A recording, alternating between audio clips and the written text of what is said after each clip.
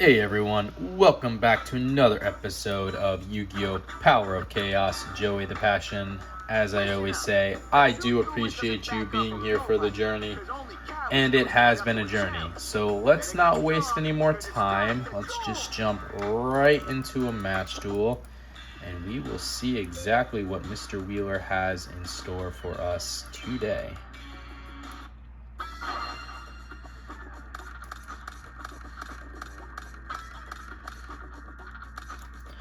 All right, let's take a look what we got. We got the Penguin Soldier. That's that 2-star monster with 750 attack, 500 defense with a flip effect of you're going to turn up to 2 monster cards from the field to the owner's hand. We got the Giant Red Snake. That's a 4-star monster with 1800 attack, 800 defense. We got Zombra the Dark, 4-star monster, 2100 attack, 500 defense. And as I've said, if you've been following this series, any monster over 1900 attack in this game that is a non-tributed monster comes with a negative effect. This is one of them. This card cannot attack the player directly. Each time this card destroys a monster in battle, decrease the attack of this card by 200 points. We got the Prevent Rat, really good defensive monster, 4-star monster, 500 attack, 2000 defense. This card did save us recently in a previous episode. Spoilers, go watch that. Diligent Duo, really good magic card. You pay 1,000 life points, randomly select and discard one card from your opponent's hand. Your opponent then selects and discards another card from his or her hand. So paying 1,000 life points to burn 2 resources is pretty much always worth it, unless you don't have the life points to do it. And we have the Roku, which is a spell card where during your turn you can reduce the attack of one monster by half and add that amount to the attack of the monster on the field. So a little PSA here before we actually begin the duel. I do just want to give a shout out to Jonas Pretoris T9N. So that's JOHANNES PRTORIUS T9N. Thanks, man, for watching and showing the love on the channel. I did see your comments, and I did want to just give you a shout out. To your point, not a lot of people watch this series, but I am not really in this for the views or the likes. I'm going to play this game regardless. That's really what it comes down to. I like this game. I'm enjoying playing this game, and I just figured, hey, if I'm going to play it on my own free time, I might as well enjoy it with some other people too. So your love and support is very much appreciated, and hopefully you continue to watch, and hopefully this series continues too. Like I've said in other videos, I do plan to go to the other 2 games after this one, so we will be visiting after Joey the Passion, Kaiba the Revenge. So that's where I'm headed. But again, Jonas, and I apologize if I'm butchering your name, but maybe it's Johannes, so maybe not Jonas, Johannes Pretoris. I really do appreciate the love. So anyways, let's get into it. I'm going to use Diligent Duel. This should also give me some information too, hopefully, about what deck we're playing against. So let's take a look. Let's burn those 2 resources. All right, it's the machine deck. Another good reason why I love Diligent Duo. You get to get information. So we are playing against the machine deck. So he discarded the Cyber Falcon, which is a 4-star monster with 1,400 attack and 1,200 defense. And he also got rid of his 7 completed, which is a spell card where a machine type monster equipped with this card increases either its attack or defense by 700 points. You cannot change your choice as long as this card remains face up in the field. So the goal of this deck is to not allow Jinzo or the Cybertech Alligator on the field. If we can do that, we should be in an okay spot. I'll set the Roku down just as kind of more of a bluff. And I will go with the Prevent Rat in defense mode. If he's going to attack, hopefully he attacks into the Prevent Rat and does some damage to himself. So let's turn it over to Mr. Wheeler now. Okay, he's summoning Overdrive. Assuming he's equipping it with, another 7 completed. So that, unfortunately, is going to get rid of my Prevent Rat. That's okay. We can deal with it. We do have the Roku. We do have Penguin Soldier. But, he did summon the Overdrive. 4-star monster with 1,600 attack, 1,500 defense, and gets that boost from the 7 completed. Drew the Panther Warrior, which is a 4-star monster, 2,000 attack, 1,600 defense. So like I just said, over 1,900 attack, non-tributed, negative effect is one of them. This card cannot attack unless you offer 1 monster on the field as a tribute.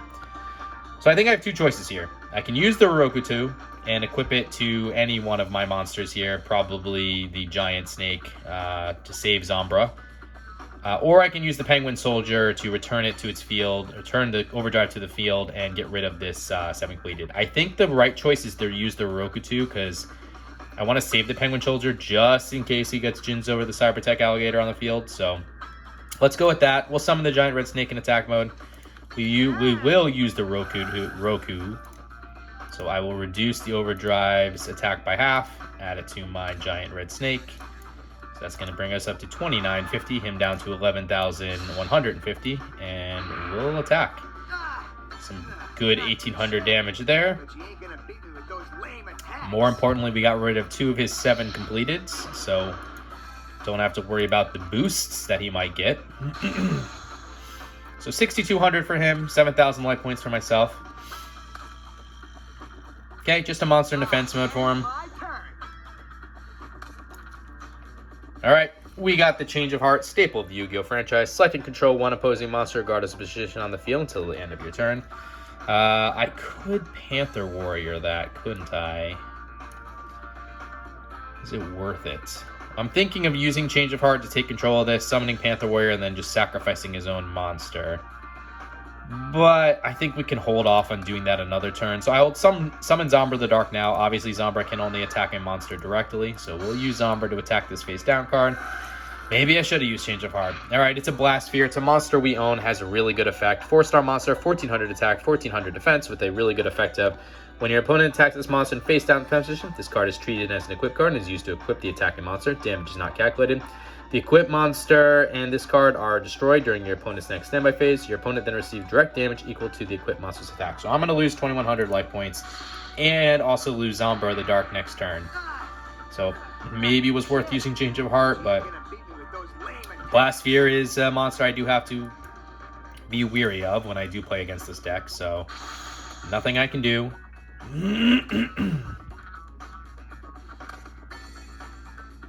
Okay, he's just playing another monster in defense mode. Here comes the big hit. So it is what it is. Nothing I can do there.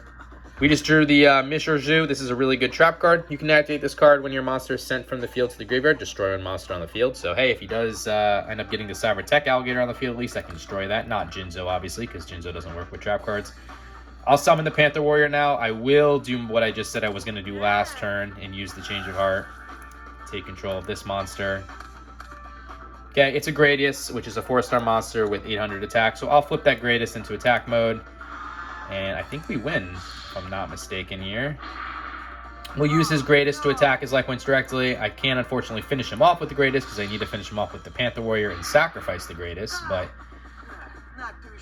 that's perfectly fine. So Giant Red Snake to attack him directly, and Panther Warrior for the win by sacrificing his own Gradius. Alright, didn't have to deal with too much in this first game, so happy about that. No Jinzo, no Cybertech Alligator, and he wasn't able to boost up his monsters ridiculously high. Let's see if we have just enough skill and luck in game 2 to make the same thing happen. Looks like we're going second.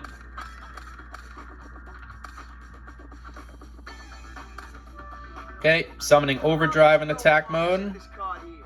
Let me give you a little hint. You better be careful, because this card's a trap. And he's playing 2 cards face down. So definitely a stronger start for him than in the last game. So what do we got? We got the Goblin Attack Force, 4-star monster, 2,300 attack, 0 defense. So over 1,900 attack and a non-tribute monster, negative effect. This is one of them. When this card attacks, it is changed to defense position at the end of the battle phase. This position cannot be changed during your next turn. We have 2 Rock Spirits, so a 4-star monster with 1,700 attack and 1,000 defense with an effect of this monster can only be special summoned by removing 1 Earth monster in your graveyard from play. Increase the attack of this monster by 300 points during your opponent's battle phase. We also have 2 Island Turtles, so 4-star monster, 1,100 attack, 2,000 defense, and we have another Penguin Soldier. So I do feel the need to get rid of this Overdrive. I do not, this Machine deck relies a lot on getting the heavy hitters, which again are Cybertech Alligator and Jinzo on the field. Do not want that to happen, so I don't want him to have tributes. I am going to summon the Goblin Attack Force. This will also, if Goblin Attack Force is destroyed, I can summon a Rock Spirit by removing it from play during the next turn. So I will try to go for the attack. Looks like I was able to. So at least we got rid of that Overdrive. But, okay, he's got his own Mishorzu. So I will lose the Goblin Attack Force, but I will go into phase 2 to protect my life points. This is a special summon, so it doesn't count against my 1 summon monster limit. I'll remove my Goblin Attack Force from play to get the Rock Spirit on the field so that he hopefully can't destroy it and I don't lose any life points. I activate my spell card.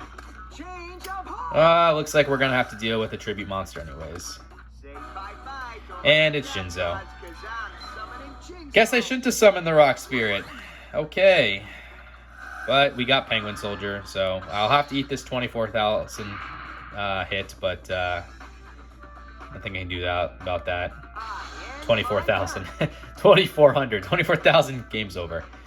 So, alright, Jinzo. Really wish we had this card in our deck. 6-star monster, 1 tribute, 2,400 attack. So very, very high for an attack monster. There's only one monster, like I said, that has a higher attack than this, that being the Cybertech Alligator. 1,500 defense, but one of the best effects in the entire game. As long as this card remains face up on the field, all trap cards cannot be activated. The effects of all face up trap cards are also negated. So, just got a Mizurzu, so I'll put that down myself. And I am going to put the Penguin Soldier in defense mode because I need to return Jinzo to his hand and then hopefully prevent him from getting it back on the field. That is my only saving grace right now. So let's see what happens. I activate my spell card. Okay, that's perfectly fine. He's wasting a 7 completed in my opinion. So you're going to attack my Penguin Soldier, but I'll lose my Penguin Soldier. But there goes Jinzo. Back to your hand and 7 completed to the graveyard. So we know Jinzo's in his hand. He is playing a monster now. I have to destroy that monster this upcoming turn, so he can't resummon. And I will be able to, even if the case, because we got a card that we need just in case Jinzo really gets back on the field. Share the Pain. Spell card where offer 1 monster on your side of the field as a tribute. Your opponent must select 1 monster on his or her side of the field and offer it as a tribute as well. I am going to summon the Island Turtle in attack mode, and I will special summon the Rock Spirit by removing the already existing Rock Spirit in the graveyard from play. And we need to get rid of this card. So hopefully the Rock Spirit can get rid of whatever this is. It's a Blast Sphere. Sucks, but it's okay. You can't tribute the Blast Sphere. I am going to lose that 1,700 life points this upcoming turn and my Rock Spirit, which stinks, but it is what it is. So he's at 6,200, I'm at 5,600 with me about to take a big hit, but we got rid of his monster. Hopefully he doesn't summon anything that can defeat an Island Turtle, okay? Just playing another card face down, so no monster. There's that 1,700 hit to us. We just got the Panther Warrior again. I'm going to hold on summoning the Panther Warrior because I don't want to have to sacrifice my Island Turtles. So I will summon both of my Island Turtles, and we will hopefully deal some good damage here. It doesn't look like he can stop it.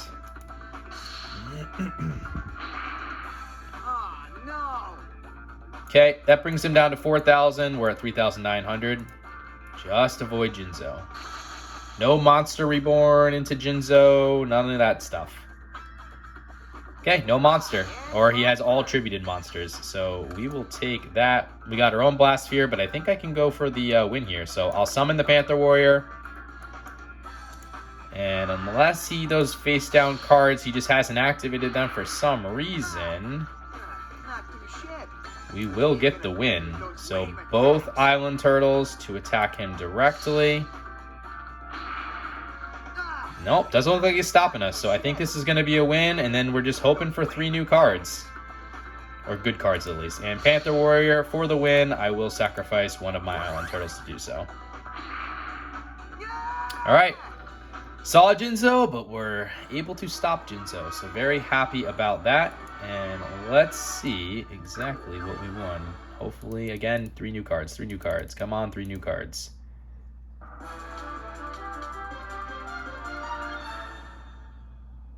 Okay, ask and you will deliver sometimes. So 3 new cards. That's what we wanted. And I think at least one of those cards is good, but I don't know if I want it in my deck because of its cost. But let's take a look at those. So we got 2 new trap cards and an effect monster. So Imperial Order, this is the card. We've seen this card before. It's a continuous trap card where as long as this card remains face up in the field, negate the effects of all spell cards. Pay 700 life points during each of your standby phases. If you cannot, this card is destroyed. Stopping spell cards is pretty good. And probably worth it, because I can just not pay the 700 life points. Yeah, I am going to put that in my deck. I'm wondering if I should just remove something like Magic Drain now. I think we're going to hold. I'm getting a little too top-heavy with Magic and Trap cards. That's my only concern. especially because 2 of my monsters are special summons and they need stuff to remove them, as well as the Total Defense Shogun being a tribute monster. So I am a little worried about that, but I don't think we're at a point where it's going to break the ledge, or break the bank, as they say. So I think we'll hold there.